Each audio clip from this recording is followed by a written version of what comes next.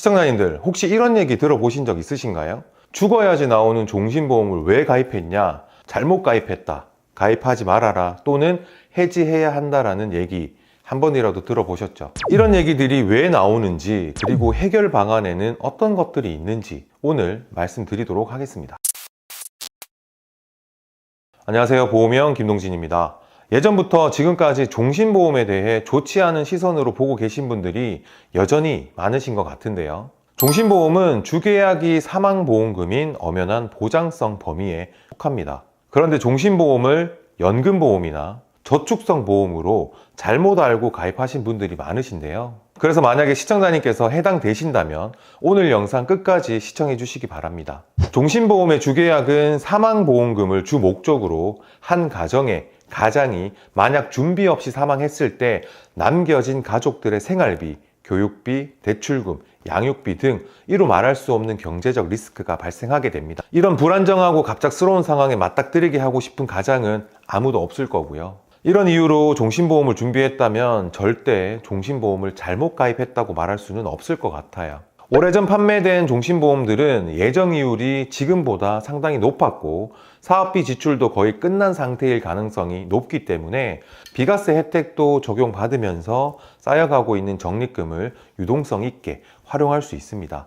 하지만 현재 새롭게 종신보험을 가입하신다면 낮아진 예정이율로 인해서 예전처럼 높은 수익률을 기대하기 힘들고 높은 사업비로 인해서 원금까지 도달하는데 상당히 오랜 기간이 소요될 수 있다는 점 반드시 인지하시면 좋겠습니다. 그리고 지금 연금 전환을 고려 중이신 분이라면 종신보험은 납입한 보험료에서 사망보험금의 재원인 위험보험료와 각종 비용, 수수료 등을 사업비로 차감하고 나머지가 적립금으로 쌓이기 때문에 10년 정도 납입해도 해지환급금이 이미 납입한 보험료보다 적을 수 있습니다. 그래서 연금 전환을 신청하게 되면 보험이 해지되는 것이기 때문에 사망보험금은 사라지게 되고 그 해지환급금의 재원으로 연금을 지급하므로 일반 연금보험보다 적은 연금액을 수령할 수 있습니다. 그래서 종신보험을 연금 수령을 목적으로 가입하시거나 예전에 가입한 종신보험을 연금보험으로 전환하시는 것은 결코 옳은 판단이 아니라고 저는 생각합니다.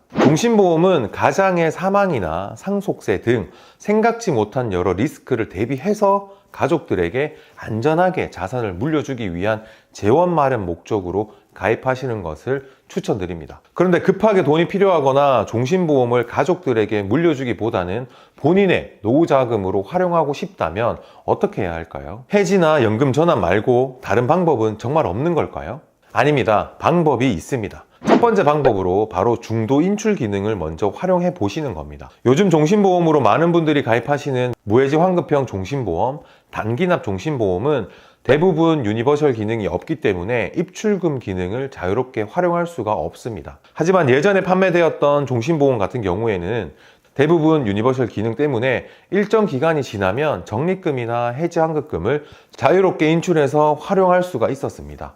예전 종신보험은 지금보다 꽤 높은 고금리 적용을 받았던 상품들이 많았기 때문에 납입기간이 오래되었다면 그동안 납입했던 보험료보다 더 높은 금액으로 중도 인출이 가능할 수 있습니다. 하지만 중도 인출 금액은 상품마다 다를 수 있기 때문에 꼭 해당 상품의 약관을 확인하시거나 고객센터를 통해 확인하시고 진행하시면 되겠습니다. 보통 중도 인출을 하게 되면 매달 이자가 나가지는 않고요.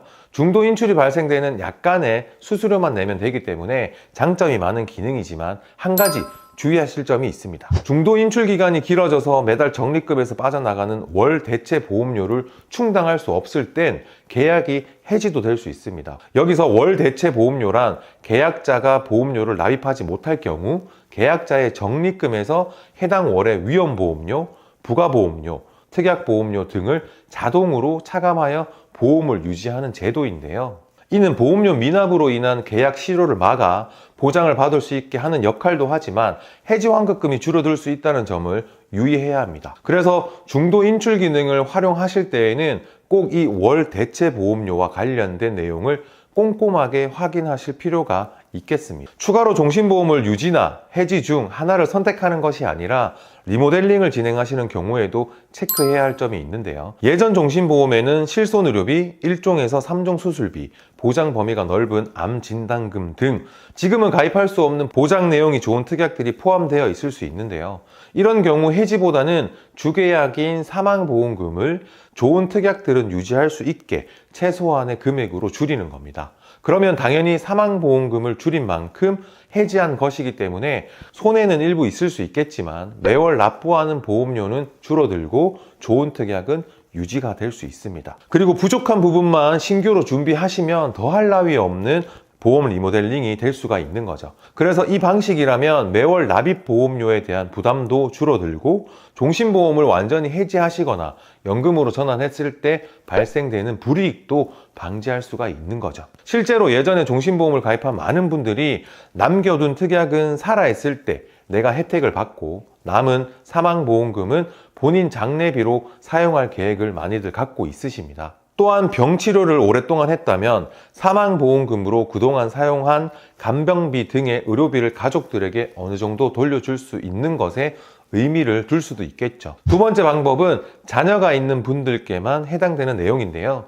매달 자녀에게 연금 형식으로 용돈을 받는 겁니다. 아마 머릿속에 물음표가 하나씩 늘어나실 거예요. 그러니 지금부터 제가 드리는 말씀 집중 부탁드립니다. 종신보험의 사망보험금은 가입 이후 2년 이내에 자살로 사망을 하거나 계약자나 수익자가 고의로 피보험자를 해친 경우만 아니라면 사망 시점과 사유를 불문하고 반드시 유족들에게 보험금이 지급됩니다. 따로 보험금 수익자를 지정하지 않았다면 법적 상속인에게 사망보험금이 지급이 되는데 법적 상속인의 대상 1순위는 피보험자의 배우자와 자녀들입니다. 만약에 피보험자의 배우자가 없는 상태라면 자녀가 사망보험금 전액을 수령하게 되는 거고요. 즉 부모님의 사망보험금은 자녀의 입장에서 언젠가는 받게 될 상속재산이라는 거죠.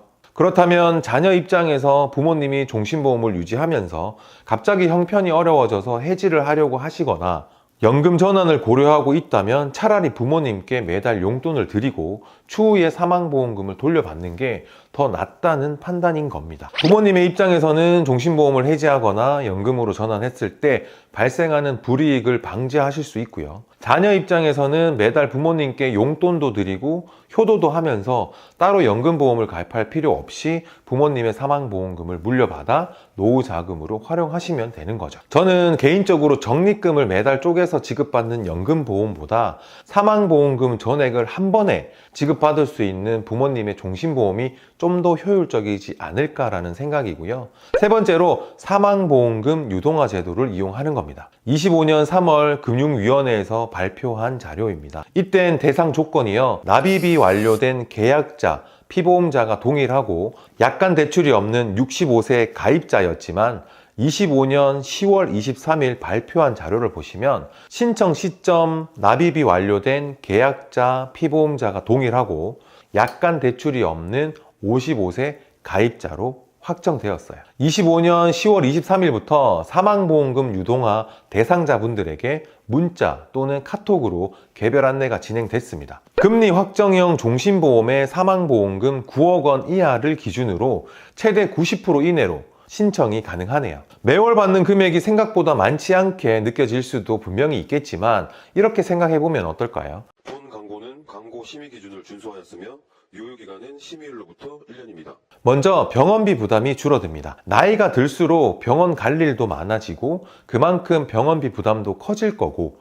자식들에게 말하기 애매한 돈이 갑자기 필요할 때 보험금 유동화로 해결할 수 있겠죠. 그리고 실손보험과 함께 사용하면 병원비 걱정이 확 줄어들지 않을까요? 거기다 노후 생활비로 활용하게 되면 생활에 보탬도 되고 그리고 용돈 개념으로 매월 20만 원씩 1년으로 따져보면 240만 원이나 되니까 가끔 친구들과 영화도 한 편 보고 외식도 하고 싶을 때 아니면 배우자와 소소하게 여행이라도 가고 싶을 때 이게 무슨 큰 잘못이라고 마냥 자식들에게 부담 주기 싫다며 아들, 딸한테 용돈 달라 하기 싫을 때 그래도 이 돈 있으면 어느 정도 미리 대비할 수 있어서 그만큼 부담을 덜 수 있게 되는 거죠. 그리고 여기서 중요한 건 사망보험금 전부를 받는 게 아니라 유동화하지 않은 남은 금액은 여전히 가족에게로 상속됩니다.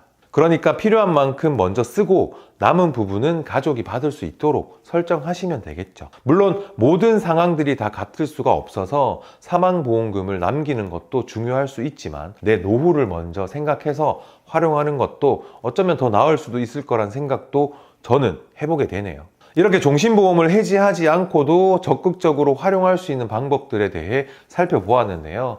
저는 나쁜 보험은 없다고 생각합니다. 다만 내 목적에 맞는 선택을 하지 못했다면 결국은 나에게 불필요한 보험이 될 수밖에 없는 거죠. 종신보험 역시 분명히 역할이 있습니다. 사실 오래된 건물도 리모델링을 통해서 상상 이상의 높은 가치를 내는 것처럼 보험 역시 인생에서 나와 내 가족들을 오랫동안 지켜주기 위한 역할을 완벽하게 수행할 수 있도록 오히려 우리가 꾸준한 관심과 노력을 들여야 하는 건 아닐까요? 보험은 참 어렵죠. 그래서 꼼꼼하게 보기가 쉽지 않은 게 당연하고요. 흔히 말하는 종신보험이라고 하면 죽어서만 보험금을 지급받을 수 있다는 편견 때문에 종신보험이 가지고 있는 다양한 활용 방법들을 모른 채 방치하는 경우가 너무 많습니다. 물론 종신보험은 이미 우리가 알고 있는 것과 같이 약정한 사망보험금을 지급하며 나이가 들어도 납입보험료가 오르지 않습니다. 거기에다 보험료의 일부가 적립이 되는 부분까지